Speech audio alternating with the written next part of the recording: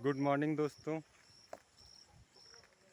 आशा और पूरे विश्वास के साथ मैं ये कह सकता हूँ कि आप सभी स्वस्थ और मंगल होंगे।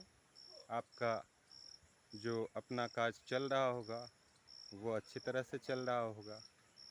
और मेरे साथ जुड़ने के लिए सभी सब्सक्राइबर्स को विनम्र निवेदन कि हमारे वीडियो से अगर आपको कुछ लाभ मिलता है तो अपने दोस्तों को भी फॉरवर्ड करें और ज़्यादा से ज़्यादा शेयर करें। आज मैं बात करने जा रहा हूँ कि किस प्रकार से हम लोग अपने बकरी व्यवसाय को, बकरी पालन को और सफल बना सकते हैं। जो भी नए व्यूअर हैं उनके लिए ये बहुत ही अच्छा वीडियो होगा और मैं समझता हूँ वो ज़्यादा से ज़्यादा लाभ ले पाएंगे। जैसा कि आप देख रहे हैं, ये पीछे मेरा एलिवेटेड फार्म है जिसमें कि नीचे मुर्गा और ऊपर बकरी, और उसके ऊपर जाएंगे तो उसके खान पीन का प्रबंध किया गया है। लेकिन आज मैं जो बात करने जा रहा हूँ वह बकरी पालन के लिए बहुत ही महत्वपूर्ण है। बकरी पालन 4 चीज़ों पर मूलतः निर्भर करता है। पहला, मैं समझता हूँ कि खान पान का प्रबंधन। उसके अगर आप बकरी पालन करना चाहते हैं तो सबसे पहले हमें उसके खान पान का प्रबंधन करना होगा। और उसमें भी अगर आप सोचते हैं कि बकरी फार्म ड्राई फूड्स यानी सूखे चारे पर आप कर लेंगे तो आप असफल हो जाएंगे, क्योंकि सफलता का मतलब होता है कि बकरी को पालना ही नहीं, उससे हमें लाभ लेना है। तो बकरी गर्मी के दिनों में जब आप उसे सिर्फ ड्राई फ्रूट पे रखेंगे तो उसका सेहत नहीं ग्रो करेगा। और अगर आप अनाज खिलाकर सोचते हैं कि हम बकरी पालन कर लेंगे तो आप बहुत मुनाफे में नहीं जाएंगे। ये मैं अपने अनुभव से कह सकता हूँ कि क्योंकि पिछले 1 साल से जो मैंने किया है, जो मुझे अनुभव हुआ है, जो नुकसान मुझे हुआ है, मैं झेला हूँ, वह आप ना झेलें, इसलिए मैं ये वीडियो बना रहा हूँ। दोस्तों, जैसा कि पीछे देख रहे हैं, इसमें जायंट ग्रीन है जो कि पूरी तरह से विकसित अभी नहीं हुआ है। इसको विकसित होने में टाइम लगता है, समय लगता है। और ये आप देख रहे होंगे पंक्तिबद्ध नहीं है, इसे मुझे पंक्तिबद्ध करना होगा, यानी क्यारी बनाकर हमें पूरे खेत में फैलाना होगा। और जब ये बड़ा होगा इसको काट कर वो काम करूँगा।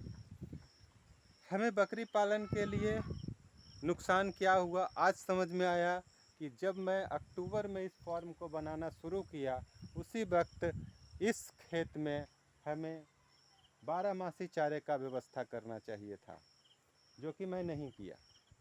मैं सीजनल चारे, जैसे कि उधर आप सूडान घास देख रहे हैं, इतना बड़ा बड़ा है, इसका व्यवस्था किया।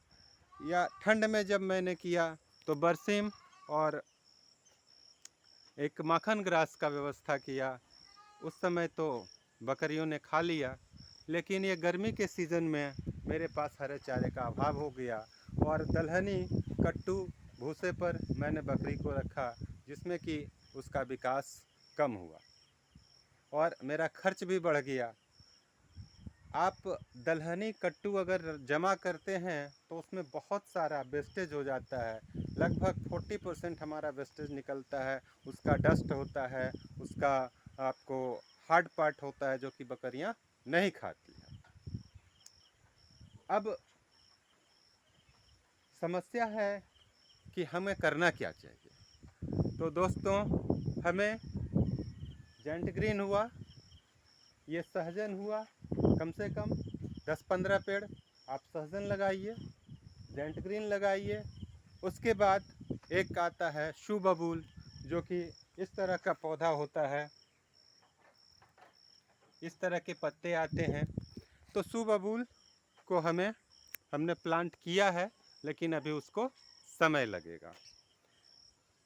सुबबूल की पत्तियाँ, जेंट ग्रीन की पत्तियाँ, और आप अपने खेतों में अगर ज़्यादा जगह है तो कटहल लगा दें, जिससे कि आपको सीजनल अच्छे खासे फल प्राप्त होंगे और उनकी पत्तियाँ वो बड़े चाव से खाती। ये जामुन है, आप देख रहे हैं, तो इस जामुन के पत्तों को भी आप खिला सकते हैं।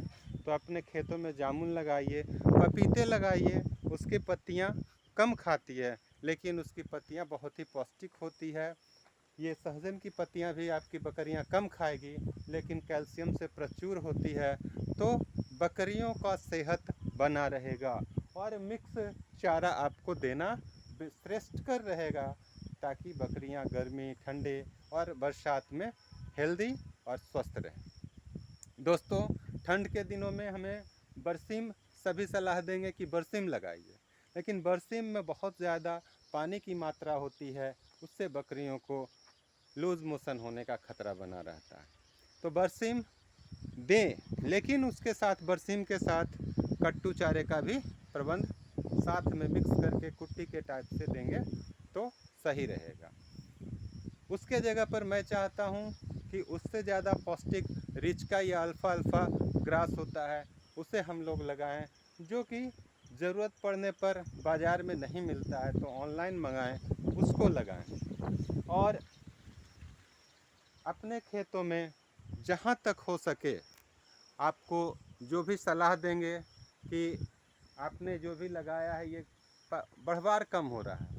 आप देख रहे हैं जेट ग्रीन की बढ़वार मेरी कम हो रही है। बहुत सारे लोग सलाह देते हैं कि यूरिया का उपयोग करो, डीएपी का उपयोग करो। दोस्तों, हम जिस काम को कर रहे हैं उस काम में हम इसलिए आए हैं कि हमें स्वस्थ भोजन प्राप्त हो सके, शुद्ध वातावरण मिल सके। तो जो भी किसान भाई इस काम को करना चाहते हैं, मैं किसान भाई इसलिए कह रहा हूँ कि जो बेरोज़गार अपने शहर को, अपने गांव को छोड़कर शहर में जाते हैं, अपने हेल्थ को गवा देते हैं और 10 साल, 9 साल, 8 साल, 15 साल काम करने के बाद फिर उसी गांव में उनको आना पड़ता है और वही खेती शुरू करते हैं। ये आप अपने आसपास देख लीजिए कि ज़्यादातर ऐसे ही लोग अपने जीवन को व्यतीत करते हैं और अपने जीवन में कुछ नहीं कर पाते हैं।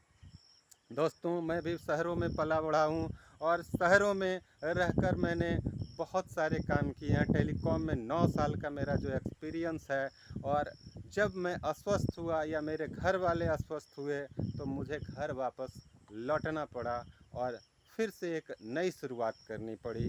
फिर कोरोना काल ने उससे भी मुझे विवश किया कि फिर एक नई शुरुआत करूं।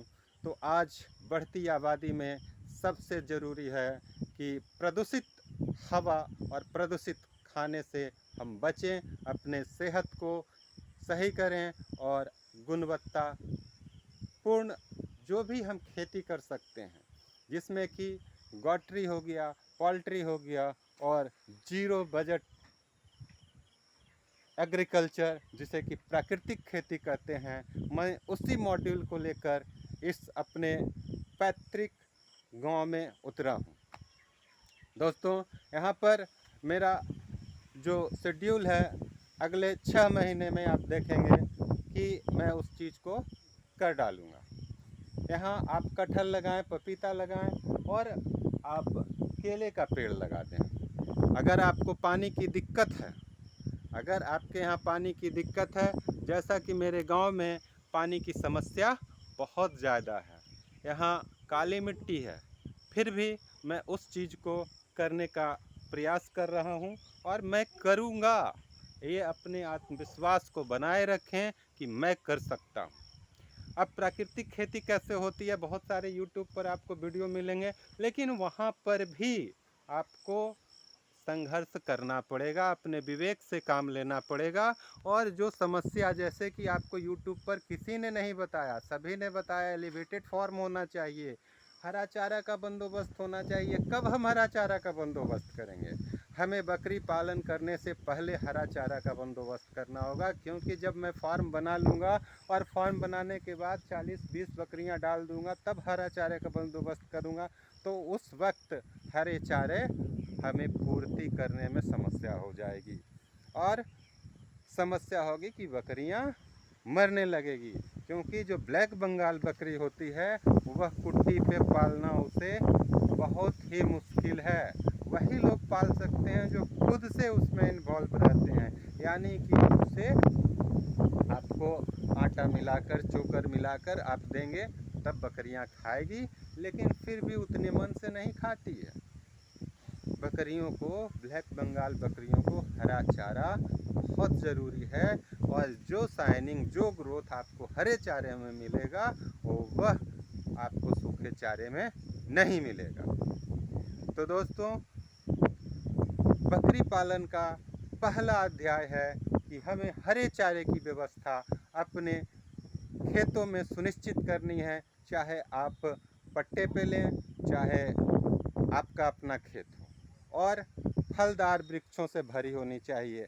फलदार वृक्ष जैसे ऊंचे वृक्ष, कटहल, जामुन, आम, अमरूद। उसके बाद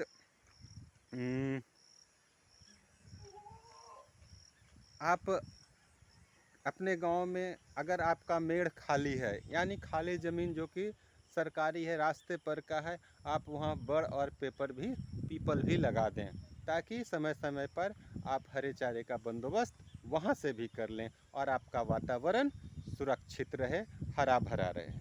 और इन पेड़ों के बाद आप क्या लगाएं? ये जो ऊंचे पेड़ हो जाएंगे उनके नीचे आप हरा चारा लगा दें।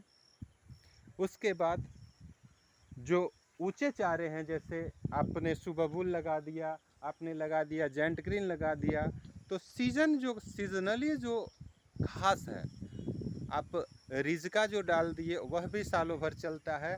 जैसे आप सीजनली में अगर सूडान लगा दिए या फिर यह ख़त्म होता है तो आप पालक की भी खेती कर सकते हैं। नीचे ज़मीन बचे हुए में आप पालक की खेती करें, जिससे कि आपको पैसे की भी आमदनी हो जाएगी और आप साथ ही साथ उसका बकरियों को भी खिलाकर उसको खून की पूर्ति बहुत अच्छा से होगा। आप नींबू का पेड़ लगा दें ताकि गर्मी के समय में आपको आमदनी का भी ज़रिया रहे और साथ ही साथ में बकरियों के इलाज के लिए भी बेहतर होगा।